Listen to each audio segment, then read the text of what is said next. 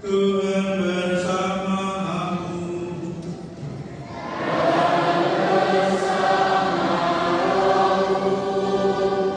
Inilah Injil suci menurut Yohanes.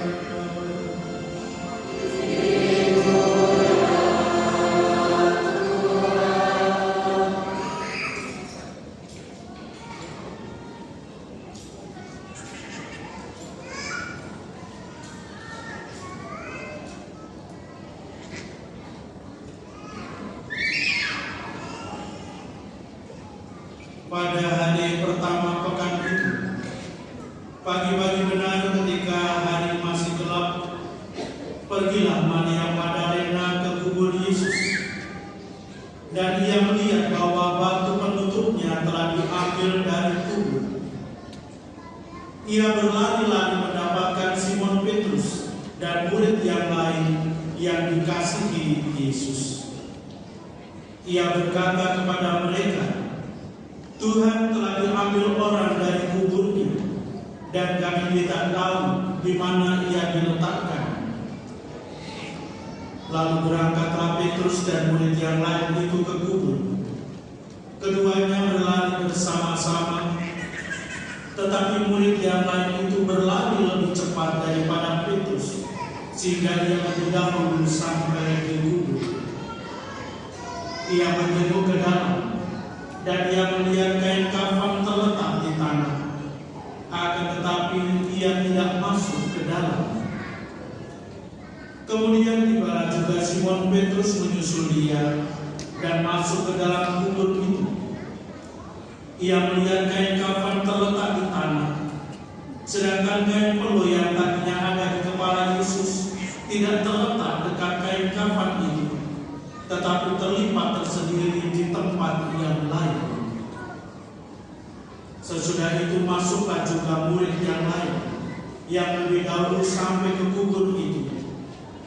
Ia melihatnya dan percaya, sebab selama itu mereka belum mengerti isi kitab suci yang mengatakan bahwa ia harus bangkit dari antara orang mati.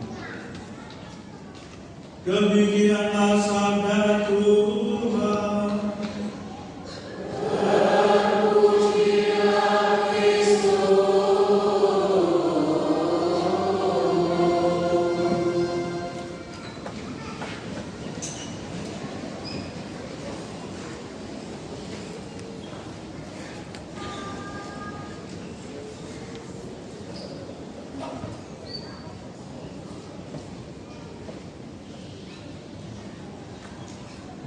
Bapak Ibu, saudara-saudari dan anak-anak sekalian terkasih, Romo mau bertanya, siapa yang masih anak-anak angkat tangan? Banyak. Yang di bawah yang anak juga angkat tangan. Yang di basement juga angkat tangan. Yang masih anak-anak. Oke. Sekarang Romo mau tanya lagi. Siapa di antara anak-anak yang tadi lupa mandi angkat tangan? Ya, Romo sendiri. Oh, ada juga. Ada yang lupa mandi. Tapi namanya kebanyakan sudah mandi. 1-2 karena mungkin sudah mandi, tapi karena suruh angkat tangan langsung angkat tangan saja. Sekarang siapa yang tadi mandi sendiri angkat tangan? Yang mandi sendiri? Oke, pintar. Siapa yang dimandiin angkat tangan? Yang dimandiin? Masih ada 1, 2, 3. Oke. Baik Bapak Ibu, saudara-saudari dan anak-anak sekalian terkasih, sekarang ini hari Minggu.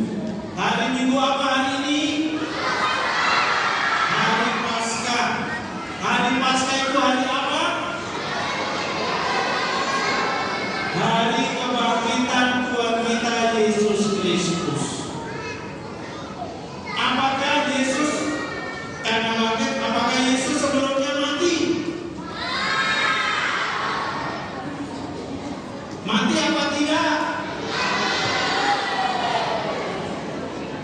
Ya, sebelumnya Yesus mati ya. Yesus mati disalibkan. Kita harus ingat, Yesus wafat karena disalibkan.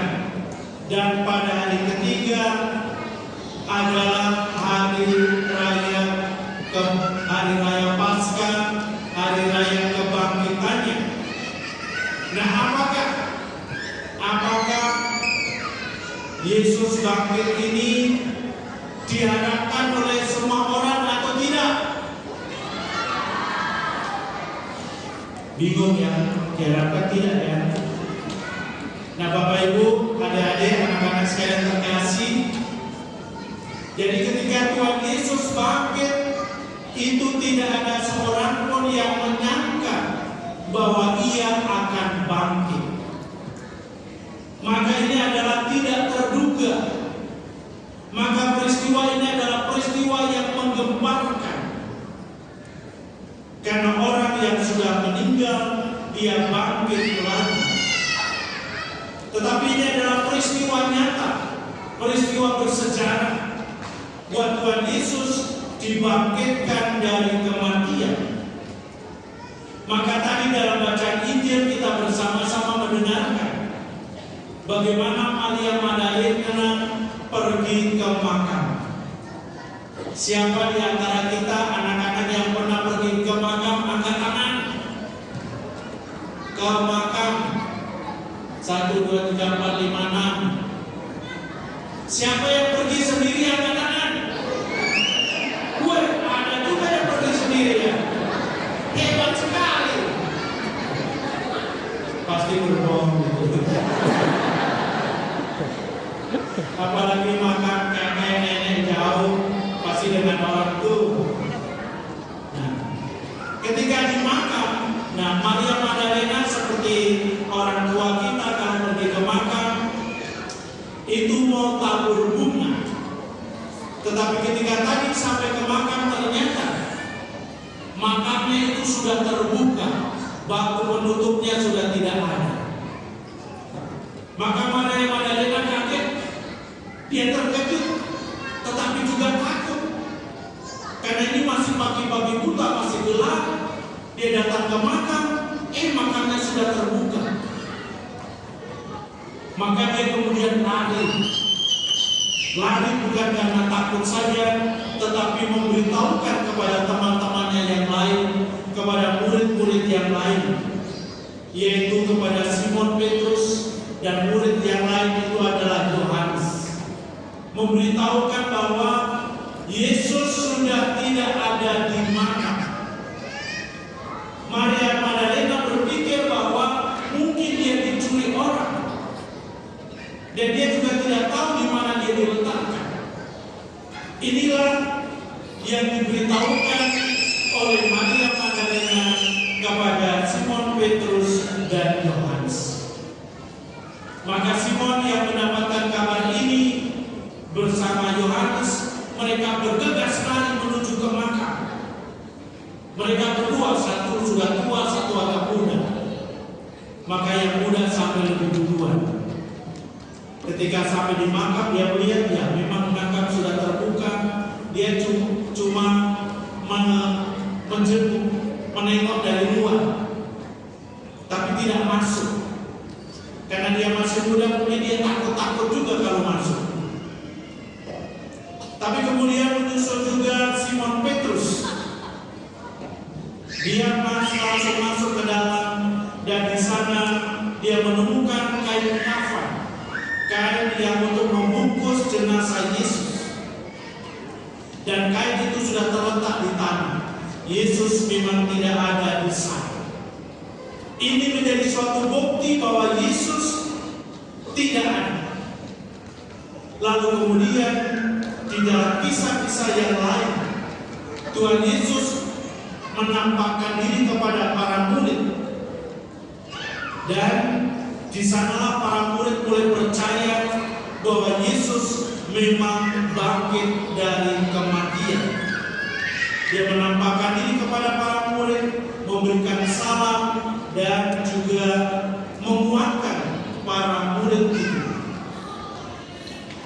Nah, Bapak Ibu, saudara-saudari dan adik-adik sekalian terkasih, dengan tahu dan bertemu dengan Yesus yang telah bangkit, para murid yang saat melihat Yesus ditangkap, didera, kemudian disiksa dan disalibkan, mereka semua takut.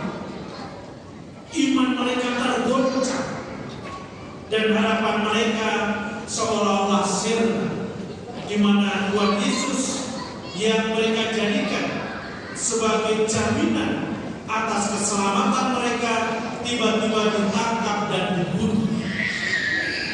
Tetapi begitu mereka melihat Tuhan Yesus yang bangkit, yang tadinya mereka takut, mereka menjadi berani. Bukan hanya berani, mereka juga bersuka cita, mereka bergembira, karena yang tadinya mereka hanya tahu bahwa Yesus wafat, tapi kini telah bangkit dan bersama-sama dengan mereka kembali. Seperti yang juga dikisahkan dalam bacaan yang pertama tadi, bagaimana para rasul dengan penuh semangat dan keberanian bersaksi tentang Yesus yang bangkit, dan mereka mengatakan, kami telah makan dan minum bersama-sama dengan Yesus yang telah bangkit dari alam maut. Dan atas kesaksian para rasul ini, maka semakin banyak orang yang percaya kepada Tuhan Yesus yang bangkit. Mereka bukan hanya percaya akan pewartaan dari para rasul, tetapi akhirnya mereka juga mempercayai bahwa Yesuslah Putra Allah yang menjadi jaminan atas keselamatan manusia. Atas dasar kepercayaan itu, maka mereka kemudian merubah kehidupan mereka. Mereka berusaha untuk menjadi semakin baik. Mereka menjalankan apa yang diajarkan oleh Tuhan Yesus, tetapi juga yang diteladankan oleh Tuhan Yesus. Dan dalam bahasa Paulus, seperti yang terungkap dalam bacaan yang kedua tadi, mereka mencari perkara-perkara yang di atas, di mana Kristus berada. Itu berarti bahwa mereka yang percaya kepada Tuhan Yesus, mereka berpihak kepada kebaikan, mereka berpihak kepada kebenaran untuk kemuliaan Allah. Nah, Bapak Ibu, saudara-saudari dan anak-anak sekalian terkasih, kita sekalian adalah bagian dari orang-orang yang percaya kepada Kristus karena kesaksian dari para murid-murid Kristus, karena kesaksian dari para rasul yang dari generasi ke generasi memberikan kesaksian, memberikan pewartaan tentang Kristus yang bangkit. Sementara kita sebagai anak-anak sekarang ini nanti akan memegang estafet kepemimpinan, akan memegang estafet untuk menjadi saksi-saksi Kristus. Maka bagaimana kita sebagai orang tua bertanggung jawab mendampingi anak-anak kita, sehingga anak-anak kita ini semakin bertumbuh dan berkembang sebagai seorang yang percaya, bertekun di dalam imannya. Karena itu perayaan Paskah bagi kita sekalian kiranya ini sungguh-sungguh menjadi perayaan iman kita, sehingga iman kita masing-masing semakin dikuatkan dan disegarkan, dan kita menjadi murid-murid Kristus, menjadi rasul-rasul masa ini.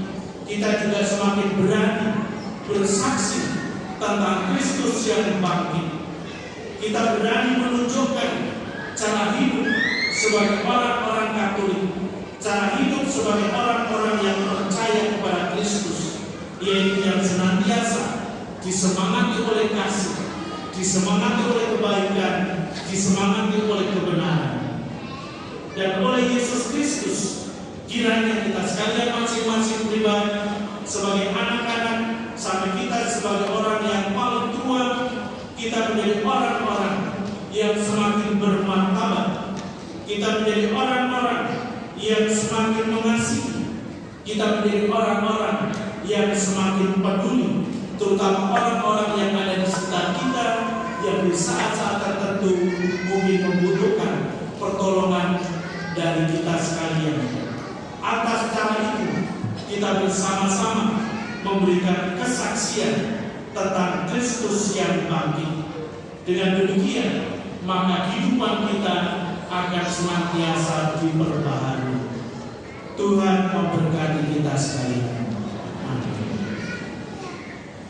Bapak Ibu saudara-saudara yang terkasih, mari sekarang kita bangkit berdiri. Kita akan bersama memperbaharui janji baptis kita dan iman kepercayaan kita.